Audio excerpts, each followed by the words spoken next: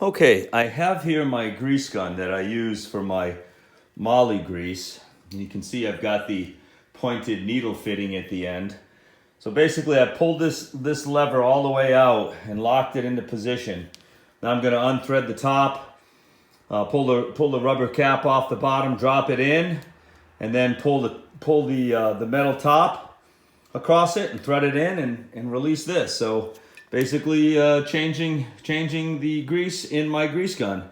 Bought Moly Grease because that's what RCV likes. I didn't buy RCV's brand this time. I want $55, but I do have some Valvoline Moly Grease. There you go, Valvoline multi-vehicle Moly fortified gray grease. Looks just like the RCV stuff, but RCV wants $55. I think this was $15, so that's what we're going with. So basically what I'm going to do is you take this little cover off right here. You take this cover off. I will unthread the top, then drop this in just like that. Then there's a little pop top right here. I'll pop top this, thread on the top, and then release the lock, and this will go in, and then I'll test it and I'll have grease. Another look at this.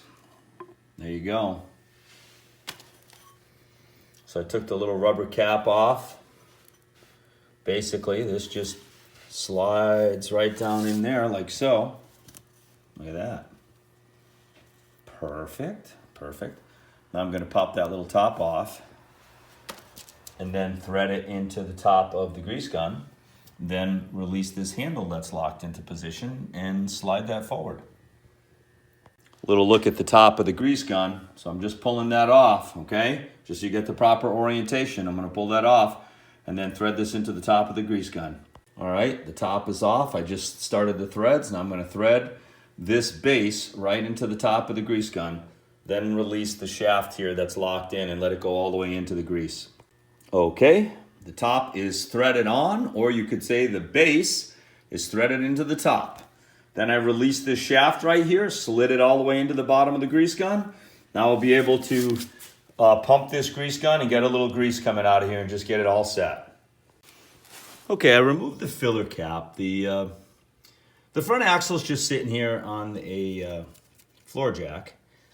And now I'm using my Allen wrench. This is the fill line right here, but ultimately the front axle takes 1 quart, 11 ounces. The rear axle takes like 2 quarts, 11 ounces, because obviously the 80-90 fluid needs to go down the axle tubes and the seals are at the end. But in the front axle, the seals are up here. So 1 quart, 11 ounces. I went with Valvoline 80-90. I mean, I've always run 80-90. When I had my inner axle seal leaks, I was topping it off with Valvoline 80-90. Sometimes I buy the Mopar. I don't know, maybe this was like 11 bucks a piece. Mopar's kind of pricey. But for convenience sake, I was at the AutoZone getting the brake pads and the rotors for the Jeep Compass. And I says, you know what? I'm going to get that 80-90 oil right now. So this is kind of nice, at least with the axle down low. I can squeeze the oil in without having to use the hand pump. So just putting this quart in, and then we're going to put 11 ounces in out of the other quart.